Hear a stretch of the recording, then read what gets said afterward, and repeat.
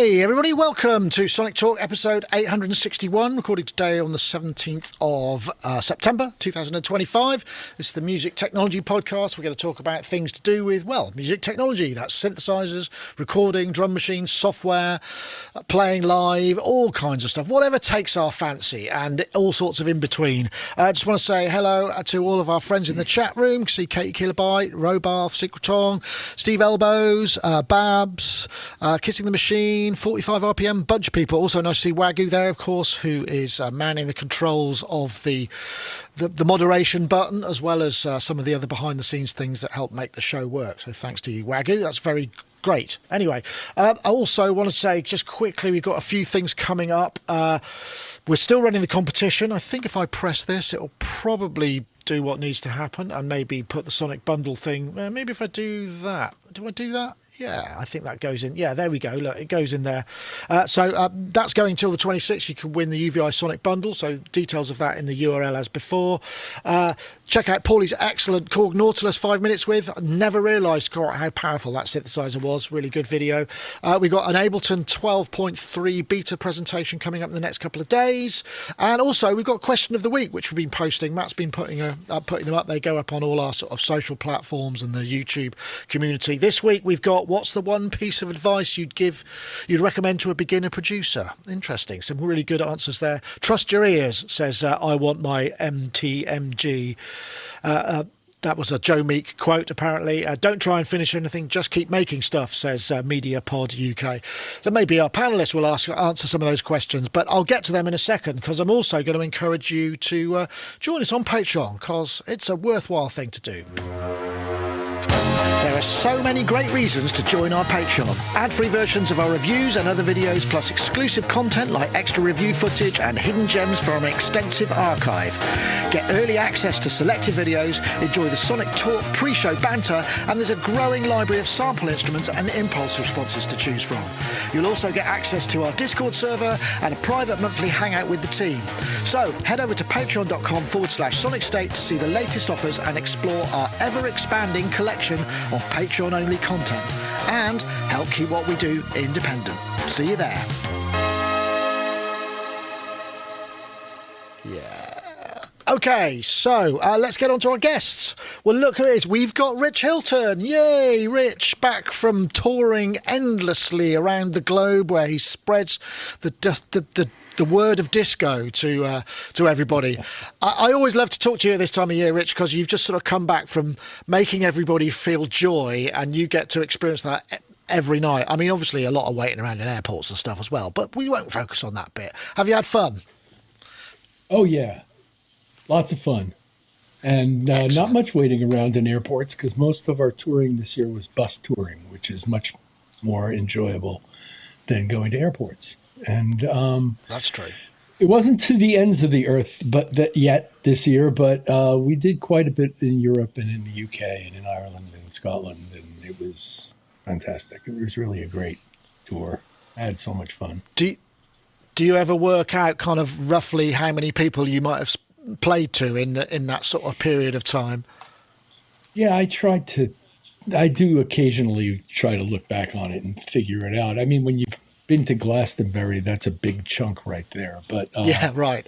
But even the average crowd size, outside of that was somewhere between 8 and 38,000 people, depending on where you were. Wow. And that's a lot of people. Nice. And we played a lot of shows. There was a period where we played 12 shows in 14 days in 12 different locations. So I'm just trying to think. Say an average of 20K. That's 200. Yeah. It's got to be getting on for $1 million for a year, hasn't it? When you factor it. I think it's been.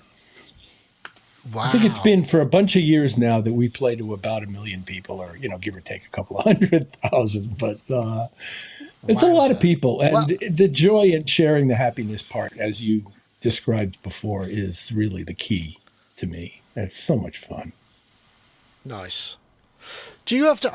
I'm sorry to. Do you introduce new material into the set very often? Because I mean, obviously, that just playing or I suppose you've got such a large canon of work, the set changes continuously anyway, right? Okay, so the answer to the first question is, yeah, we do try to inject differences in the show. But ultimately, it's hard right now to crack the show because the set list is packed with songs that are really good and sound good together. You know, we compact things into medleys, so we'll get out 3 or 4 songs in one go before there's a break, Yeah. and then we'll get 3 or 4 more songs usually before. And he does like to tell stories, and people love to hear his stories. So that's also part of the show that occurs in those breaks. But we're blessed because he's got so many great songs. And you go see most really, really good, highly accomplished, successful bands have 5 or 6 hits, and they do 2 of them at the front of the show, and 1 or 2 across the length of the show, and 2 at the end of the show. And in between, they're doing album tracks and things that people like them for as well, but not as universally known. In the case of Nile Rodgers, he's got so many hit songs that the show is just nonstop, you know, trying to find spaces to put things. We did this year try to find places to put 3 new songs in the show, and we still haven't found those places yet. And those songs are not in the show yet. Good problem to have, though, I suppose. But anyway, lovely to have you, Rich. Always a pleasure. Thank you. Let's jump over to Steve Hillier. Steve Hillier's there and in his studio, where you've got the moody 80s lighting now. I think you need some sort of lightning stripe or kind of large shouldered jacket to really sort of finish that off. But how are you doing, Steve?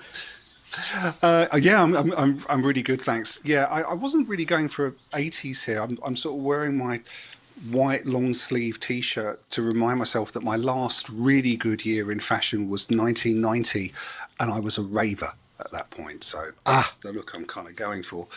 No, I'm good, thanks. I suppose the summer season for me has now completely ended, and I've been lucky enough to travel a fair amount this year, doing mainly parties and that kind of thing. I've just come back from not quite as exotic a place as I'm sure Rich has just come back from, but I've just come back from the Isle of Wight, which is my first time out there, and I absolutely loved it. I had no idea just how lovely a place the Isle of Wight is, and plus also how artistically vibrant it is. It's in my mind, it's always been that place just on the south coast that's the hardest to get to, but actually, and full of pensioners. But actually, when you get there, there's quite a lot of stuff going on in a genteel way, which was, I think, really for me a nice way to end the summer. So yeah, all good. Nice. Did you play any Wet Leg? On Wet Leg from the Isle of Wight, isn't that their sort of they're the current sort of media squeeze, it was as it were? A set list made up entirely of Wet Leg, Level 42, and David Icke, which, if you can imagine that crowd. Excellent. I only play tunes from the people in the place from the place where I'm playing. Yeah, wow. Imagine if that was the limitation. We always used when we used to tour when I was back in the day when we were doing kind of just TVs and media stuff. When I was. It was mostly just playback and whatever, but we found ourselves in various different cities and countries, and it was always one of the evenings was, okay, we've got to name 10 musical artists that we could think of from the country. Some obviously easier than others. I guess the Isle of Wight was, that's 3. You got 3 there straight away, so good on you. We used to play that back in the Dubstar days. I remember the hardest country of all was Switzerland. I would always sort of chime in straight away and go, oh yeah, yellow. And then that was it. There must be there's more. There's got to be some others. I'm sure the chat room. I'm sure the chat room can help us out there. But so Swiss. Okay, go chat room. Famous Swiss artists other than Yellow, and we've also got Rob Puricelli from Pro Synth Network, who's fully branded up. I did mention, obviously, Rich was wearing a lovely Sonicstate t-shirt. You've gone for an orange. Are you matching the iPhone now? Have you been synchronising with Apple's design team? That's it, yeah. No, it's my favourite colour, and it's got my favourite synth on. So there we go. Yes. Nice. Celine Dion, there you go. She was Swiss, or is Swiss. That's true. Yes, go. I think so. Although she represented somebody else. Or no, I think she's Swiss. Yeah. No, I think you're right. I think you're right. Oh, she's Canadian. She represented Switzerland in Eurovision. I'm getting it all mixed up. Anyway. Well, there is a Swiss connection. Yeah. So how are you, Robbie? Pro Synth Network, of course, going from strength to strength. I mean, I'm guessing like me, you're probably preparing for Bristronica, which is coming up at the end of the month, and many other things. Oh, sorry, my mistake. I pressed and held the button too long. Say that again. I accidentally muted I was going to say, we don't do the work that you do because you do it so well, so there's no point in us trying to go around and film everything. But we've actually got a stand again this year at Bristronica. So last year we did, it was the 40th anniversary of the Emulator 2, so we brought a whole bunch of EMU samplers, and our stand was right next to Dave Rossum. So it was a brilliant synergy of, inventor and his stuff, and he was super keen to spend a lot of time with us there. But this year we're doing, because apparently the 90s is now the new 80s, so we're going to do vintage 90s Yamaha. So we've got CS1Xs and AM1Xs. We've got an RS. So just behind me there, you can see the RS7000, the RM1X, the FS1R. We're going to bring all of those down and allow people to have a play with some of that stuff as well. And we've got a bit of an exclusive, because I shall be having one of these on the stage. This is a brand new drum synth that is about to go into Kickstarter. It's called the Osprey. And it uses old 1980s designs that were borrowed, shall we say, from an old magazine, E&MM. Do you remember that one? Electronics and Music Maker. Yes, of course. Yeah. So they used to do these little schematics, and you could make your own stuff. And this guy, it's a long story, I won't go into it here, but this guy said, I'll dig those up and put them all together. So you've got 4 drum modules, 3 cymbal modules, and a clap module, which sound a little bit like this. So it's got that really nice old school superb stuff. Stick it through some effects. We're off. And it's brilliant. It's so good. Ready for the 12-inch.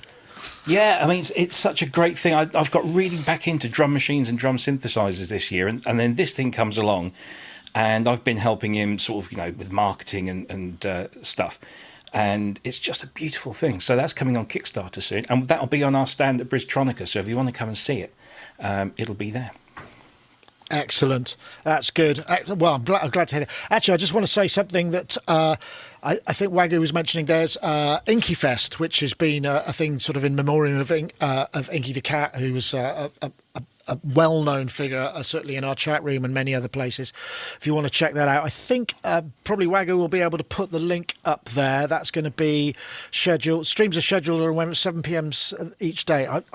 Sorry, I didn't write the date down. I'm guessing this weekend. Is that right? Wagyu will post stuff in. Yeah, so do go and check that out. It'd be plenty of performances, all kinds of good stuff. Okay, well, we've got news. It's like I said last week. It was the news has become the news tap has switched on again to a degree. Certainly last week it did, and maybe this week less. But I suppose we do have. Wow, probably the biggest news of the week. No, I am joking a little bit, but who wants to see Roland's latest flute controller? I know I do. Aerophone Brissa. This is a lady called Eleanor Pinderhughes, who's obviously a well-known flautist. It's like a really solid piece of hardware. It's not often that a completely new instrument is created for wind players, much less one uniquely suited for flute players. Hi, I'm Elena Pinderhughes, and as a flute player, I can tell you, this is something special. Yeah, I'm not quite sure what that was. It sounded like maybe a piccolo flute or something. It's hard to tell. This is the Aerophone Brissa. It's a flute-style digital wind instrument. 100 onboard tones, obviously monophonic, I guess. Custom buttons. It's a chunk. It's $1,759. It's got a speaker, headphone jack, rechargeable battery, a speaker in the end, which I think is a really interesting idea.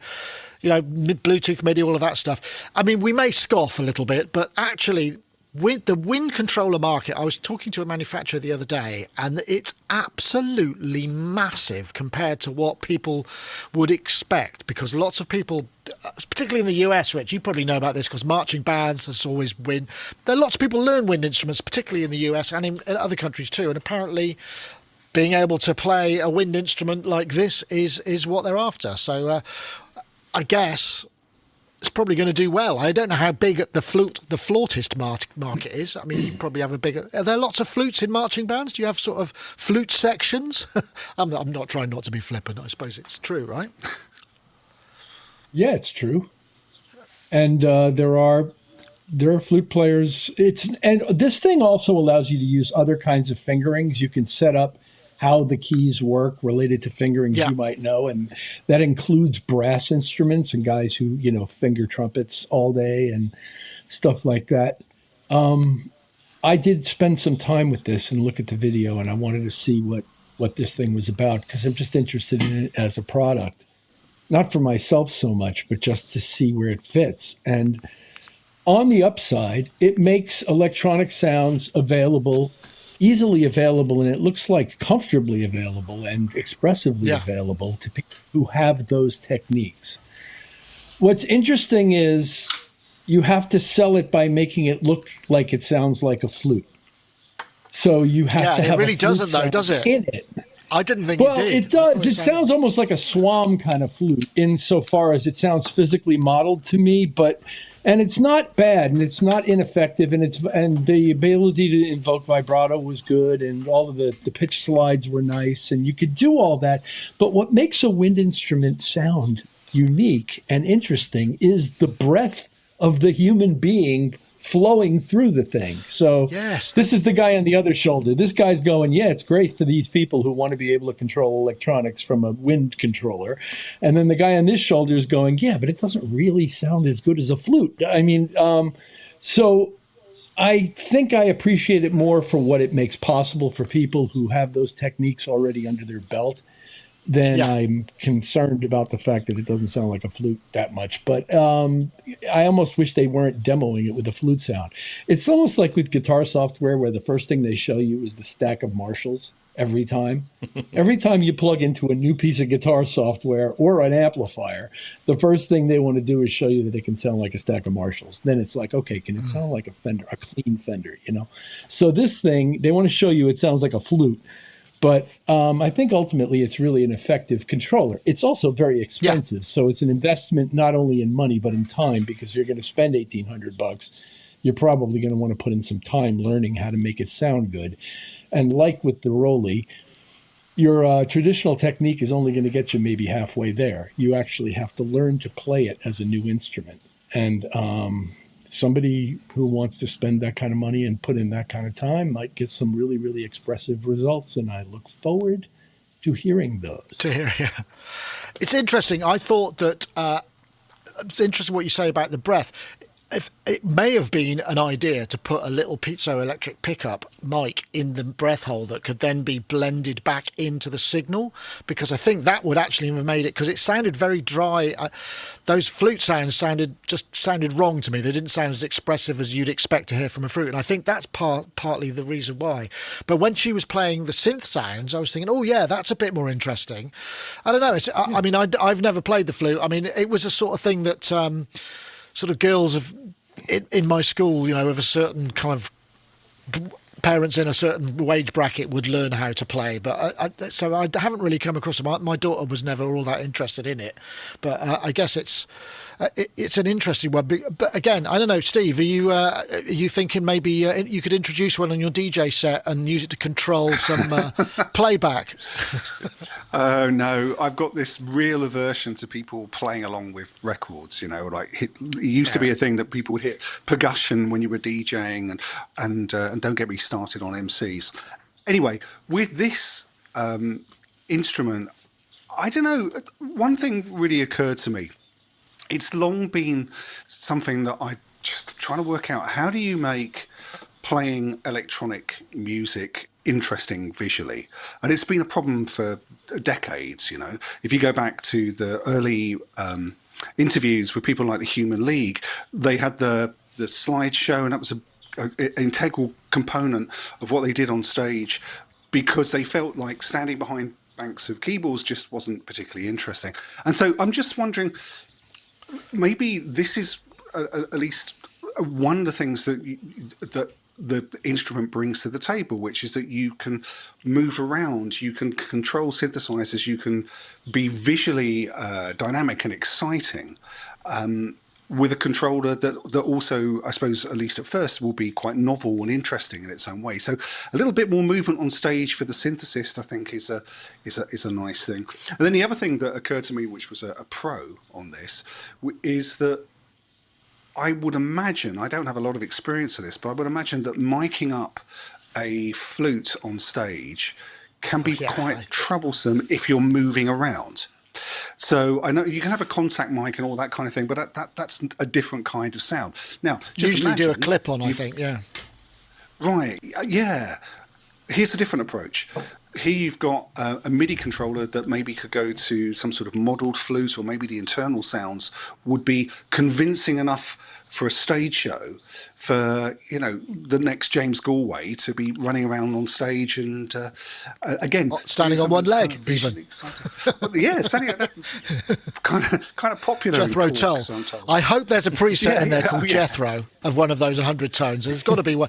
But it's interesting that because the overblown harmonic, I didn't really hear any of that, because the harmonics you get from overblowing any wind instrument, including trumpets as well, but particularly flutes, is quite powerful. I wonder if there's a way to harness that. And I guess the other thing that would be useful is if it had some sort of gyroscope in it, so that, you know, I think the aerophone, which was was a saxophone, that has a positional.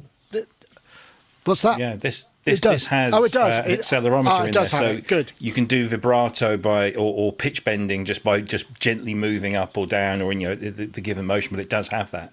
So I was watching some of the videos that demonstrate that, and it's quite effective. But I think that there are two things with this, as you said. The market for this is absolutely phenomenally huge. And I didn't realise this. I was speaking to Glenn Darcy a couple of weeks ago, and we had just got onto this old stuff, and he was talking about Roland stuff. And he said, you know, that they sell tons of this stuff, particularly in markets where apartment living is a very common thing, because the noise, you know, E-drums and these electronic wind instruments sell by the bucket load, simply because of that.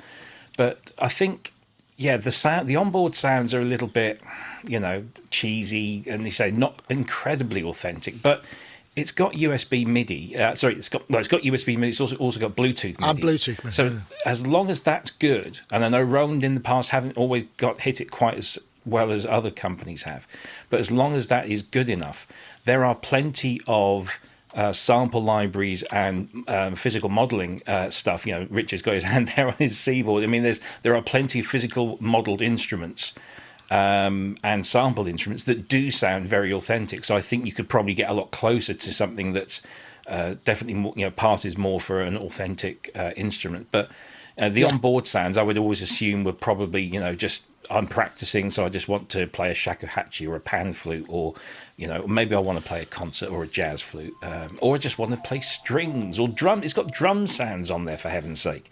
So I wonder I wonder how they work. How does that work? You just use the pads, I suppose. I guess. You can play them that way. That's an interesting. Yeah.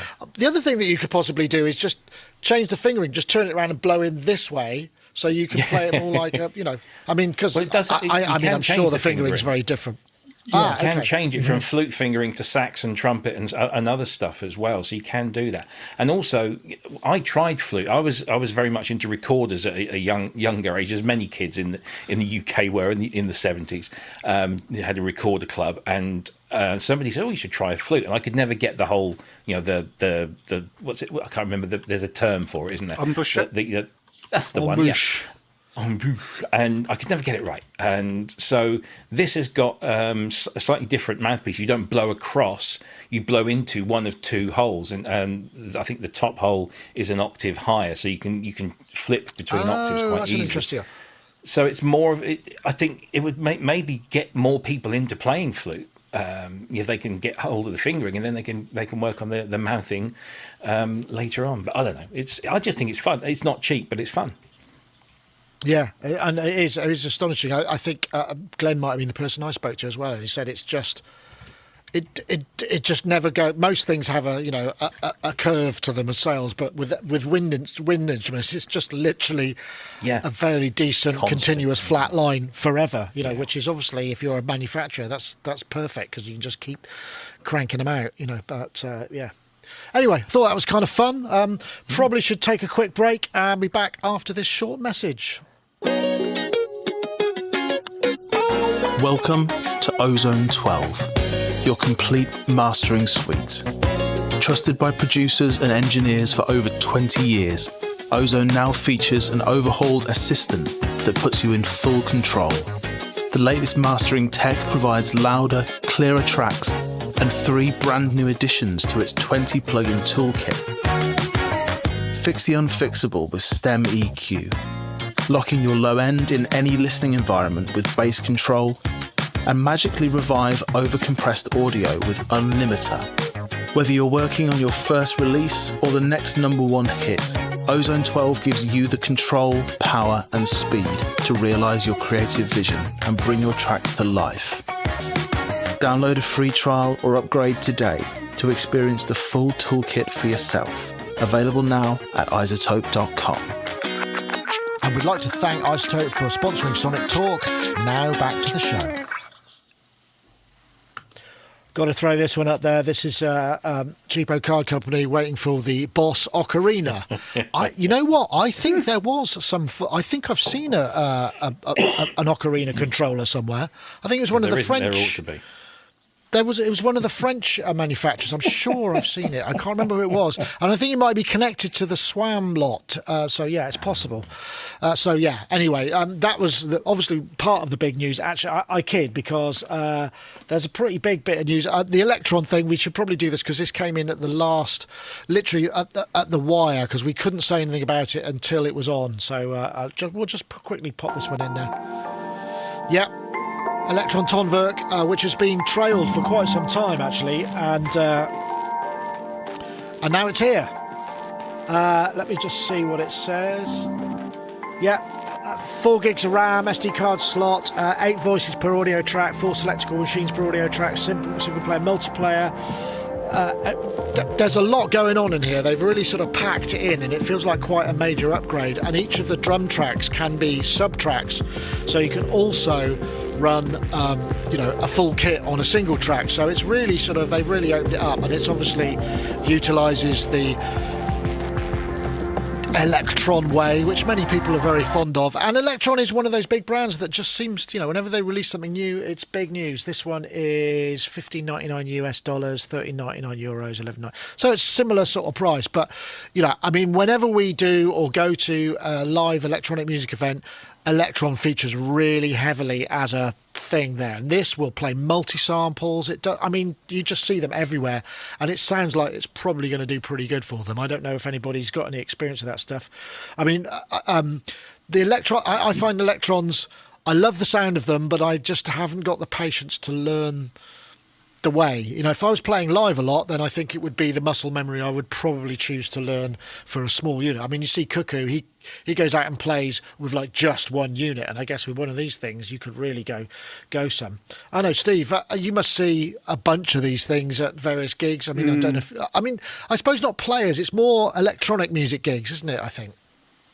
Yeah, absolutely. And but I must admit, I'm in the same ballpark as you, Nick, in the sense that I've never felt inclined to learn how to use this machine. It seems like there was such a curve to that, despite the fact that, for example, is it Digitone has like an 8-voice FM multi-timbral sort of sound facility within it. That sounds exactly my kind of thing, but I've just been kind of put off by learning it.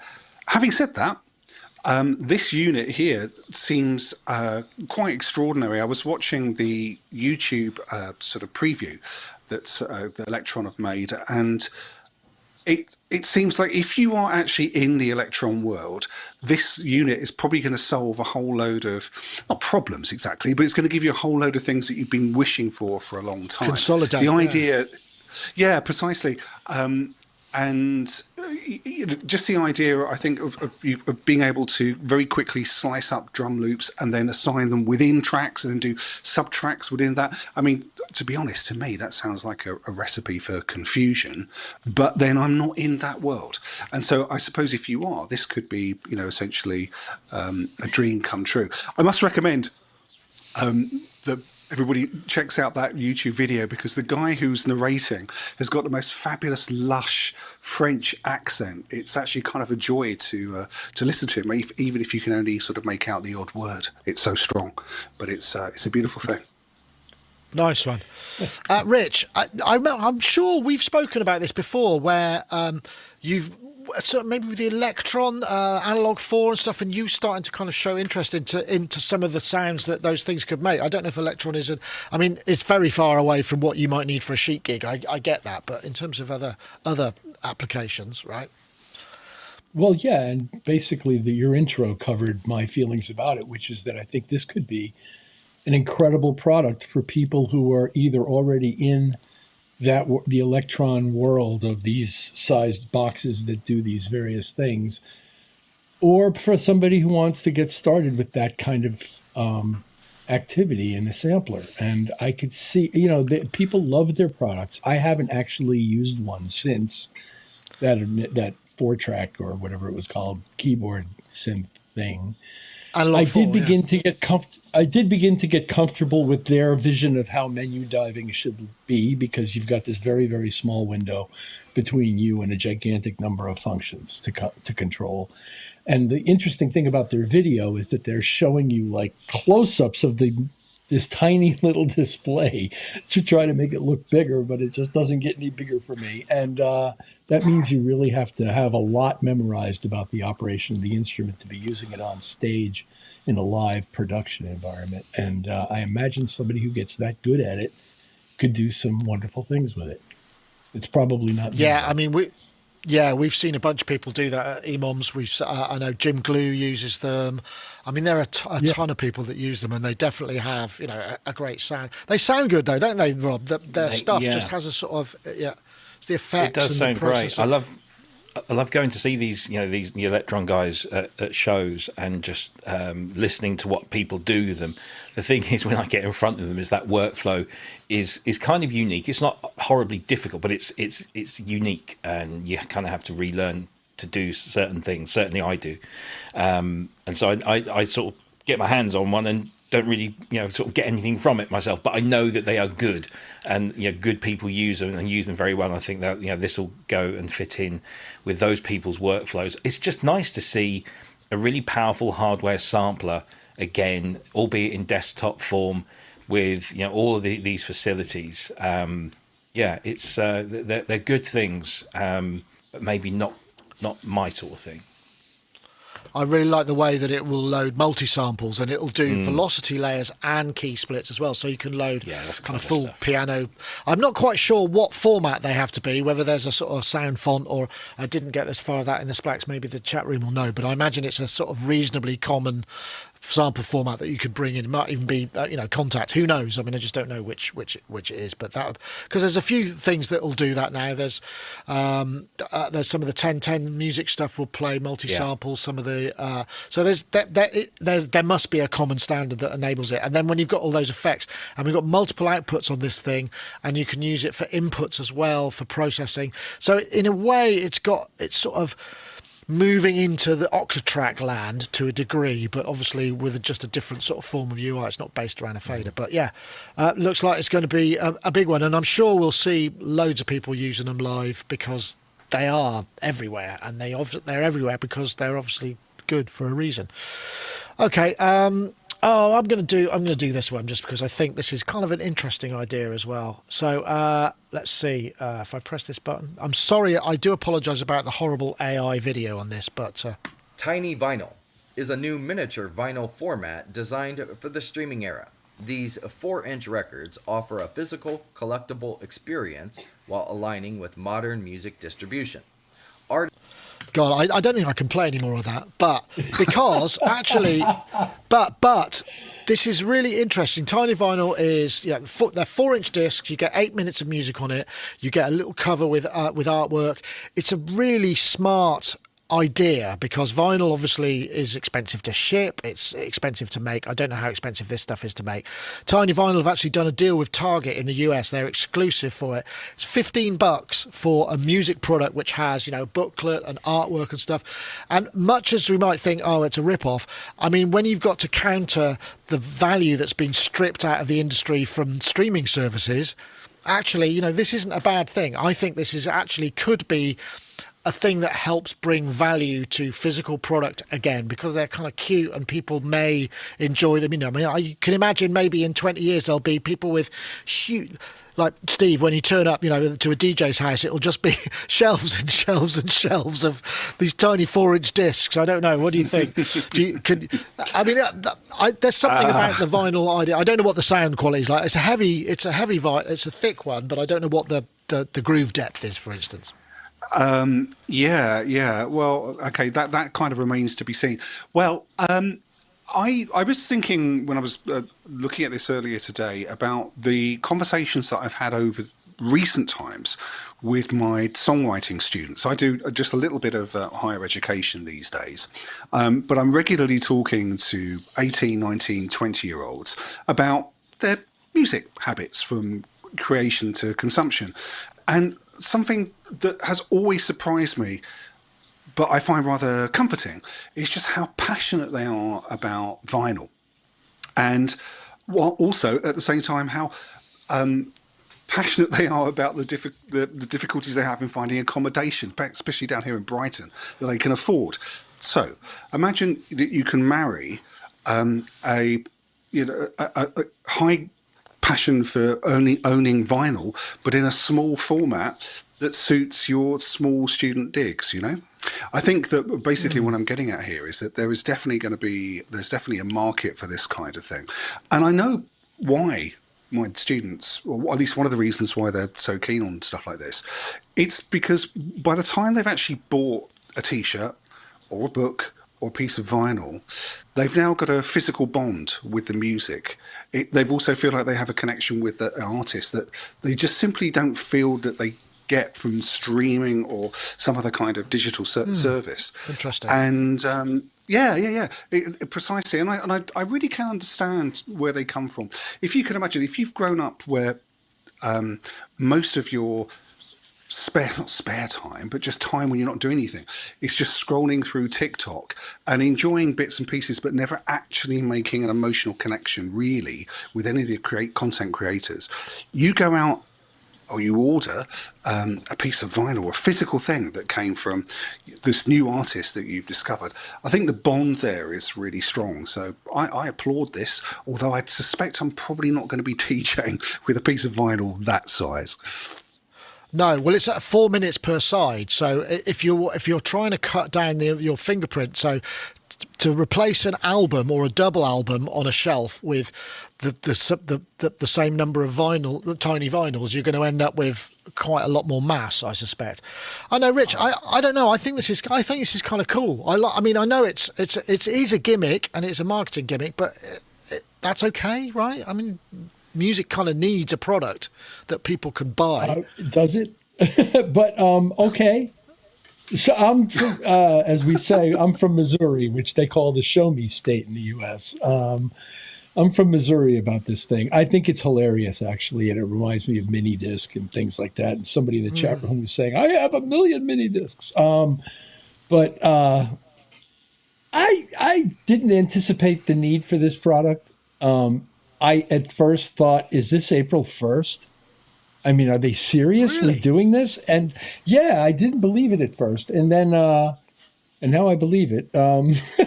But I'll bake one and eat a facsimile if this thing catches on. I think it's cool though. I kind of like the idea that they want to do it and there's some certain amount of romance in it and all, but I'll be shocked.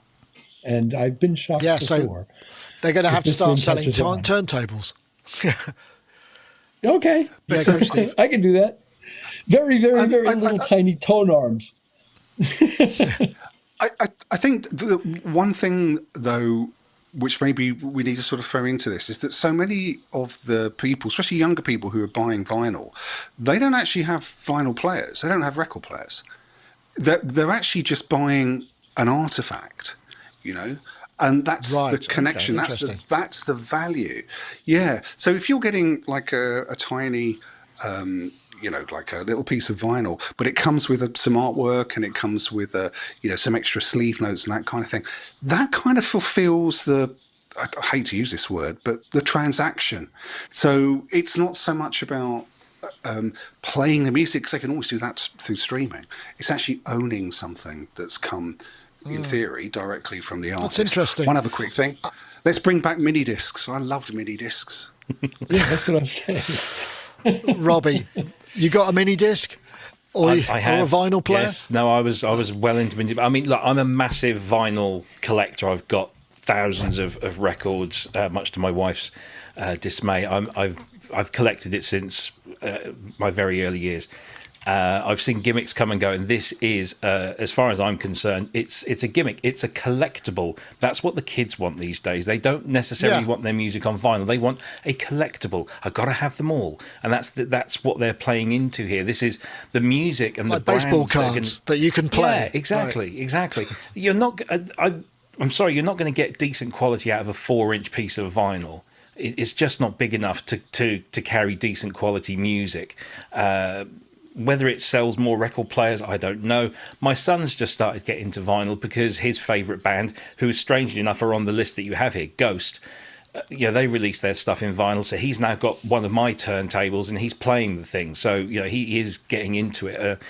And my wife is just horribly concerned that we're just going to be overtaken by the stuff. But no, it's $15. I mean, I've just bought a 10-inch Ultravox reissue that they're putting out next month for $15, and it's got 4 quality tracks pressed properly on a proper record with proper artwork. No, sorry, no. Okay. Until somebody I really admire puts one out, and I might just buy it purely again for the collectible value, but not for the sonic value. It's just sorry, not for me. Oh, he's gone quiet. You're muted. Hold on. Oh. There we go. I muted myself. I'm unmuted. I'm all right now. I'm back. Sorry about that. Yeah, I mean, maybe so, but I kind of feel like anything that can bring more value into music by connecting it with physicality and connecting with the artist is not a bad thing, because nobody is making any money out of digital distribution ever. No. Apart from Beyonce maybe, or Jay-Z, nobody else is. So it's hard to make. So this could just provide another thing. I wonder what it costs to make, but yeah, it'd be interesting. Anyway, I thought I'd throw that one in there. Okay, right. Let's. I don't know whether to go. Gosh, I'm spoilt for choice. So maybe I'll go for. Yeah, okay. Let's go for this. This is the Castle Studios for sale, which is in Rohrsdorf, which I think is just outside Dusseldorf. Dresden, I beg your pardon. Sylvia Massey's a big fan. It's got a Neve 66, 600 square metres of live room, of studio room.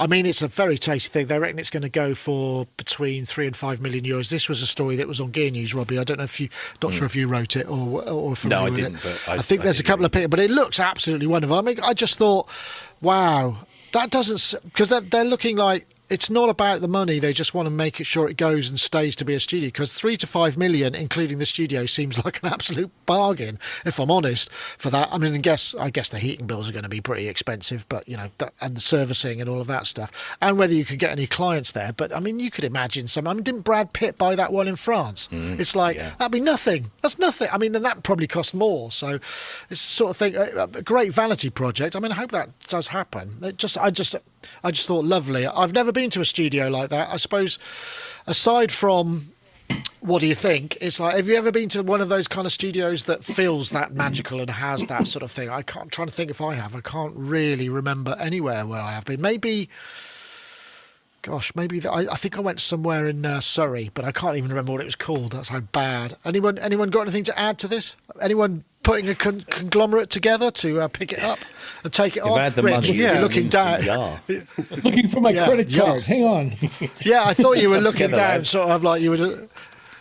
Yeah. Oh well. Move to Germany. Yeah. Yeah. It's an interesting part of Germany around there. Actually, that's, if I've got that right, it's Sudetenland, which is on the Polish Czechia border, which is kind of interesting. I've spent for my sins quite a lot of time around that area. It's and also got some troubled history. But in the meantime, 3 million to 5 million euros for a castle. I mean, I look around with a Brighton studio in it, and with a studio, yeah, sorry. And then I look around Brighton and consider just, well, what can you get for 3 million? Well, I kind of know, and it's not a castle. You might get a bit of a pier, I don't know. But I think places like this do have a real magic to them.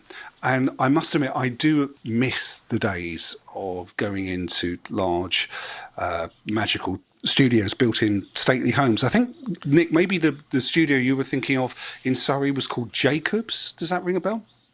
No, Because it was a nice can't place. remember It was it wasn't. I think I Metropolis was probably the spent fanciest place I ever went to. But yeah. Yeah, in Chiswick, that's a great place in West London. But the magic of these places, especially in Central Europe like this, is unmistakable. So I'm going to look behind the sofa and see if I can rustle up some change if anyone wants to join in with me. I've got my Irish passport now, so I can go and live in Germany. So come and visit, guys. Oh, wow. Congratulations. It does say, however, she said the price is very much negotiable if the buyer wants to plans to preserve the studio. I mean, it's a no-brainer, right? The studio for £2.50, yeah. Yeah. It's a lovely thing. You can imagine this is a brilliant residential studio where, like the Chateau d'Avreville, you go along, you spend 3 months there, you live there, you socialise there, you record it, you just do it all in one place. It would be a fantastic. That's always been like a pipe dream of mine, to own a residential studio where I can just invite people to come in and just do all this wonderful stuff. The fanciest studio I think I've ever been in was Psalm West, and most of the time I was just walking around with my jaw on the floor because it was just the place where all these amazing things happened. But nothing as fancy as this. This is incredible. But sadly, my bank manager, he say no. Yeah, well, I can't think many of us could stretch. Maybe we need to talk to Ty. Yeah. Although I think that would be a stretch for him as well. To be fair, I'm not saying that. I don't know. But I'm just trying to think. The Real World actually is quite a magical place. I mean, that's just down the road. I've done quite a lot of work there. That's pretty special. And then when I first started out, I got invited to help produce a band because I knew how to run an Atari, and they only had an 8-track, so I could add all this extra sort of instrumentation. In theory. And so we rented Ashcombe House, which was where So was made, where all that album was made, that made the money to be able to buy and build Real Wood Studios. And that was just a former cowshed, but that was pretty magical, I must admit. Although it was quite chilly when we were there because it was just literally an empty room. I think we just had enough juice to run like one of those kind of convection heaters, which in a big cowshed with, but it was a great place to work. I'm just right. I actually rented it for about 6 months after the band went, so I could continue to work there. But nothing good came out of it, unfortunately. Not that I can remember. Okay, I should probably actually just take a quick break, and then we'll be back after this. Native Instruments Modular Icons. Vintage modular synth sounds from iconic artists and instruments, made in collaboration with the Bob Moog Foundation. Part of the Play series, great sounding presets and real-time control. Modular Icons was built from the real thing. Rare modular synths that shaped the sound of electronic music. Everything was sampled directly from vintage Moog, Buchla, ARP, and more, captured in detail, one knob turn at a time. You get the warmth and unpredictability of analog with the freedom of modern tools. The modulars themselves are so expansive, but when you are providing 10 or 12 different incredible modulars, people really have this immense palette to explore and to shape in their own way, to create in their own way. Over 60% of the proceeds go to supporting the Bob Moog Foundation. Rich, you got the Museum. I couldn't remember. I've met and spoken to oh my God, I've completely forgotten her name. That's a terrible. Michelle, of course, Michelle.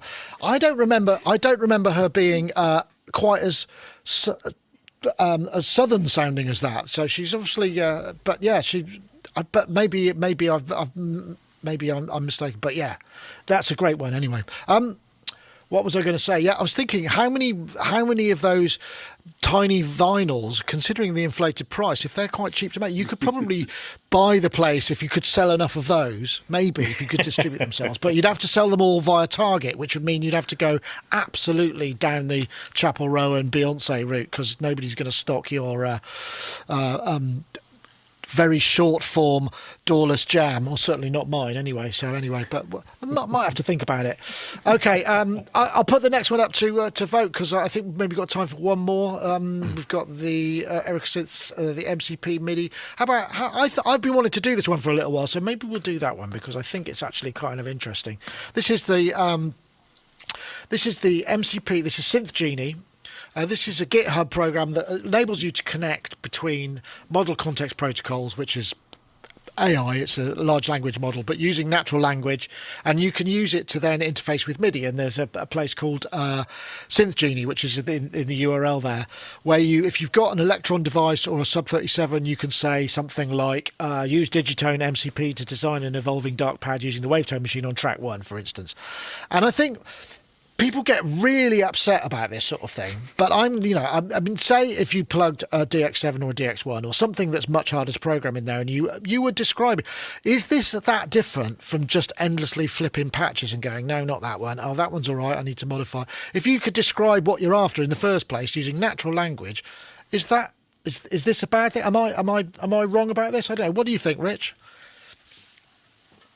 I think it depends on what the quality of the results are, and how clearly that it can take verbal input, which is always vague. It's like the producer who turns to you and says, make it a little more orange, and how well it can translate people's odd descriptions of what they're after into something useful to that person. And I haven't tested that. I don't know if that happens.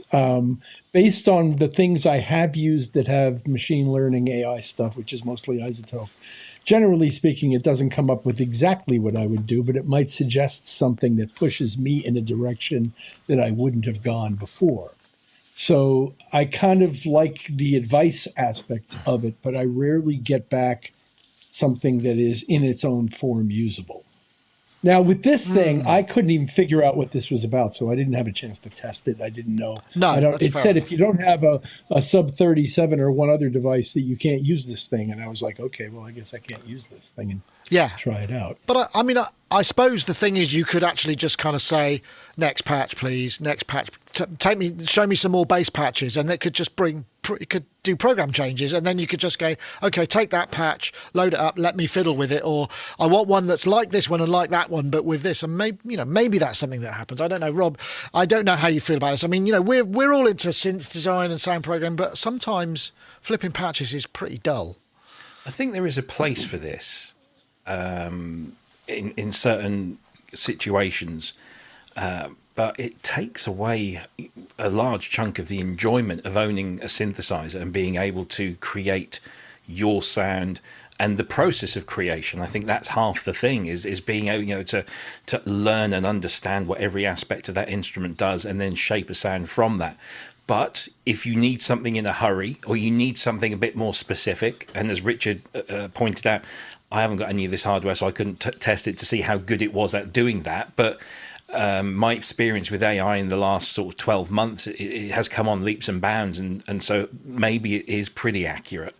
But I don't even with difficult to program synths, I enjoy the challenge of cracking it and learning it. But I think there are going to be situations like but it all depends on how good it is. I mean, if you want a DX7 patch that has never been program before. There's a website called this DX7 cartridge doesn't exist.com, and then you click a button and it creates 32 patches. And then you can just flick through them and pick the ones you like and carry on. This stuff is maybe they're kind of using AI there, to do that, though. You know, maybe, yeah. I'm sure there's something going on, because I think they do say in the description that they have a database of what they call, and obviously it's a very contentious list, a list of good DX7 sounds. So obviously electric piano is number one at the top of that list. But it's an interesting idea, and I think that there might be a use for it at some point. But I would hate that this is the way that synthesizer program is going, that we end up just saying, give me a sound that sounds like this, and I'd rather be able to do that myself. So I don't know. I think it could do all of the above. It doesn't have to. I mean, because I like the idea of being able to say, if I've got a synth that comes in and I just go, okay, just play me some bass patches from this, the ones that exist. If it could do that, I don't know if it could, because it'd have to pull everything in and then just take them from the names or the metadata or something. And then I'm not suggesting that you would say, that's it, that's the patch I want. It's just, okay, that's my starting point, I'll take over from here. I don't know, what do you think? I mean, I know you've been a bit more immersed in AI perhaps than I have to some degree, so I think it's an interesting possibility. Yeah, I haven't had a chance to use this facility, but I've got a subsequent 37 just over there, so I'm going to hook it up once we finish this and see where we go. I think what interests me, if you compare generating new patches in this way as opposed to scrolling through presets, so I'm sort of leaving out the idea of doing your own sound design, but if you're quickly looking for a sound, what I've noticed in my own work is that you kind of get like preset fatigue very quickly. It's sort of you can go through, let's say, a dozen sounds and nothing feels quite right. I think because you've worn out maybe the enthusiasm that you had for finding a sound very quickly. So if this enables me or anyone to generate a sound that's much closer to what I want, much more quickly, and with only one or two variations, all of which are interesting and useful, then I think this is great. This is precisely what I would want to get me out of a tricky situation. Do you know what I mean? So I'm kind of excited about this, quite frankly. Yeah, it's interesting, isn't it? Because I was going to say, I know that Rob was saying, this would be a real shame if this is the way that sound design is going, so that we're using, AI front ends as opposed to getting our hands dirty, if you know what I mean. But, I suspect it is. I think that there's more people out there who are interested in getting great sounding synthesizer sounds than there are people who are interested in making them for themselves. And I'm not sure what that tells us, but I do think that's probably where we're going. Well, okay, I've got let's forget the hardware part of this for a second. Let's say it's a front end to a synthesizer such as, I don't know, Spectrasonic, something that's got a ludicrously massive library, and the patch design has been meta tagged. So it's like, this one says this is a dark pad with a long release and a big ambient such and such and whatever. I mean, all in a way, all you're actually doing is verbally filtering that rather than just sort of typing that stuff in and clicking around on tabs. I mean, maybe it's more appropriate for things that are large synthesizer libraries that come with software that, like Cherry Audio, whoever it may be, where all that metadata has been input, and then you can just filter out and just go, make me a short list of such and such sounds which have these attributes, please, rather than click, click, click, click. Because you still click, but there are going to be some things that maybe get missed. I don't know. It's like an interesting semantic search in a way. Maybe that's the thing. I'm just saying. May I add something? Yes, please. Yeah. I hate to be the poster boy for scrolling presets. However, there is a certain aspect to the process of discovery that can sometimes push you in a direction that's different from what you envisioned when you started and is better than what you foresaw. And this completely eliminates any possibility of that taking place in a way, although it will give you a list of essentially presets that you could then scroll and decide if you want to use any of. But at its best, if it does actually match completely what your vision was in the beginning, that discounts the possibility that along the way you'll find something that's better than that. I suppose. Think about many synths have randomized functions where you can granularize the randomness to, don't randomize the envelope, randomize the filter, randomize the oscillators, whatever. I mean, you could think of it almost in a way of a bit more of a descriptive way of using something like that. Sorry, Steve. Yeah, I think, Rich, building on what you were saying there, and also something that you mentioned earlier, I think you're absolutely right. Describing musical things using words is inherently vague. It's very difficult to be accurate, especially if you're talking to a non-musician. Maybe that's where the serendipity lies with this kind of facility, in that you would use words like, I'd like a tough bass, or I'd like a rough bass, or I'd like a soaring lead. And then it's down to the interpretation of the model, what you want, and then that might take you into this direction that you hadn't anticipated. I have to admit, my own experience with AI has been largely like that. It seems very good at not understanding what I mean, but it also then takes me into... But mind you, I have that with human beings as well. There you go. Exactly. Yeah. Yeah, anyway. I suppose so. Anyway, I just thought it was an interesting topic, and I think I'm sort of trying to think of a way, because I'm not that interested in the generative output of this stuff, but in some ways, this notion of sort of filtering where I want to go to sort of cut out some of the wasted meandering that maybe I do or don't have time for. I mean, who knows? I mean, it's just, I think I've got a sub 37. Maybe I'll try it on that and see what goes with that. That'll be. I'd like to try it. Meandering is great. Yeah, I'm not against it. I'm just saying sometimes you might need to be a bit speedier, and don't like a good meander once in a while. A good meander once in a while. A good meander is good. I think we're probably done. It feels like that's a good time to end. Almost a positive note. Thank you ever so much for joining us. I'll just say to the chat, thanks for hanging in there. There were a lot of, I missed them. I do apologise. There were quite a lot of people who were interested in coming up with Swiss acts. In fact, Wagyu, I know, is based in Switzerland, and he came up with a bunch, but I didn't recognise any of them, so I couldn't relate. But but that's me. I'm probably not the target market. But lovely to see you all. So, Rich, are you home for a little while now, or are you back out again? I guess you've got the winter and autumn and Christmas stuff to look forward to. I'm mostly home, but there are little brief excursions into far-flung and beautiful places where we will play for small gatherings along the way. But generally speaking, I'm home for a while. Oh, excellent. Well, I hope your laundry's not too overwhelming, and you get slot right back into home life. I am, and I have. I've been home for I guess probably most of 2 weeks now. So I'm getting comfortable again. Back in the groove. Transition is almost complete. Lovely to see you. Anyway, it's always great. Rob, what have you got coming up on Pro Synth Network? That's on Fridays, don't you usually? Yep. Friday, 7 p.m. UK time, 2 hours of general chit-chat and testiculation. So, yeah, we've got nothing. I mean, as you say, it's, the news has picked up again, so we've got plenty to talk about there. And so we're prepping for Bristronica, because we've got a stand there to do. If anyone's coming to Bristronica, do come and see us. We have stickers. So come and see us and play some old 90s classics. I've just sending a Rhodes back. I've had it a month for review. It's a beautiful thing, and it pains me to send it, but it's going back. But there's new things coming in that's going to fill me up with work in terms of sound design and testing for the next few months. So it's busy, which is all good, because it pays a little bit of pocket money.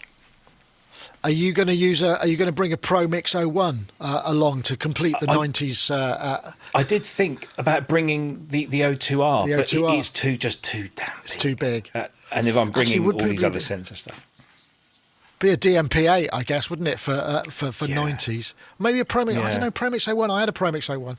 Anyway, well, lovely. I will see you in Bristol in a couple of weeks. Yes, nice to see you. look forward to it. And Steve as well. I guess your summer season is done. Are you coming to Bristol? Are you thinking about coming down to Bristolnica?